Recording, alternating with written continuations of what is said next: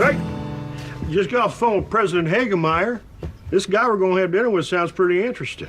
You know, he made all of his money selling anti-static furniture for laboratories. He's not even a scientist. He's just a furniture salesman. Yeah. What am I supposed to talk about? Well, talk about whatever you want, just don't be insulting. What if he says something I think is ridiculous? Keep it to yourself. What if you just said something I think is ridiculous? Because... Okay, maybe we need to work a little on your conversation skills, like not calling people out for saying stupid things. How am I supposed to practice that? What's up? Okay, Sheldon. Try having a conversation with Billy about science. Let's see. What do you know about quantum mechanics? My dad's a mechanic. At his shop, he has a calendar with a bikini lady on it. Dad. Instead of losing patience, act interested and then ask a follow-up question. Your father's a mechanic. Interesting. You know what else is interesting? Quantum mechanics. That describes the basic particles and forces that make up reality. Let's talk about that. I'm gonna marry that bikini lady. I've been working on a theory about the wave-particle duality of light. I have a nightlight that looks like Spider-Man, but I don't turn it on. Go ahead. Why don't you turn it on? I'm afraid of spiders. Yeah, seems like a good place to stop. Now what happens? You go home. Thank you for your hospitality.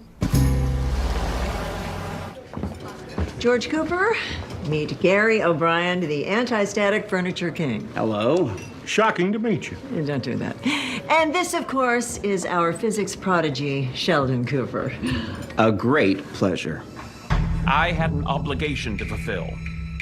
So I closed my eyes and thought of science. Just like on my honeymoon. Sheldon, why don't you tell Mr. O'Brien about some of your goals at the university? Well, I'm pushing for stricter dress codes. There are a lot of belly buttons on display. Science goals. My ultimate goal is to one day devise the grand unified field theory. You're one of those, are you? Excuse me?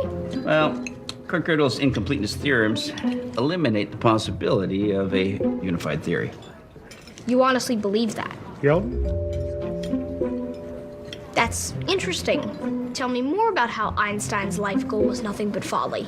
I believe we have to look to gravity and its magnitude, and I was really doing my best to hold it together. it could be a repulsive force if you just add negative mass. I smiled and nodded like my Meemaw's Houston Oilers bobblehead. And I also discovered a way that we could predict the masses of all the known particles using the Egyptian pyramids. In physics, there's a phenomenon known as supercritical assembly.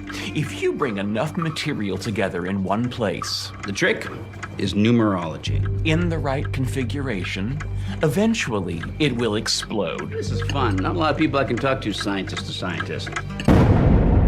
You're not talking scientist to scientist. You're not a scientist. You're just a rich man that no one will be honest to because everyone wants your money. Oh, don't listen to him. I mean, he's just a kid. Why don't you tell me a little more about your pyramid thingy?